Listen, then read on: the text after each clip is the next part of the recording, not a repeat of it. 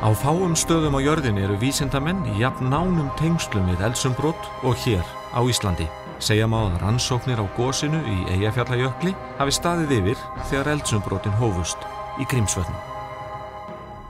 Rannsóknir íslenskra jarðvísindamanna vekja oft heimsathygli, en að eiga forsíðugrein í Nature, einu virtasta vísindatímariti heims, eru alltaf stór tíðindi. Freysteinn Sigmundsson, jarðeðlisfræðingur við Háskóla Íslands, einn höfundagreinarinnar, en í henni fjallað aðdraganda eldsumbrotanna í Eyjafjallajökli.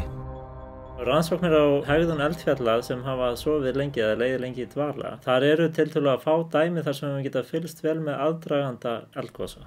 Og atburðarásin í Eyjafjallajökli er sérstök á því leyti að þar höfum við mjög góðar upplýsingar.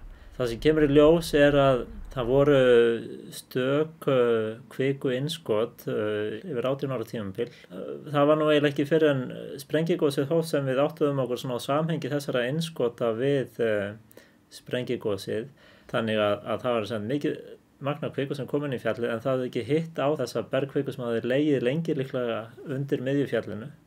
Og það rauninni þegar þetta innskot kemur í snertingu við kviku sem liggur fyrir í dvala undir eldfjallinu, þá getur atburðarásin farið mjög skyndilegum böndum og sprengigos orðið.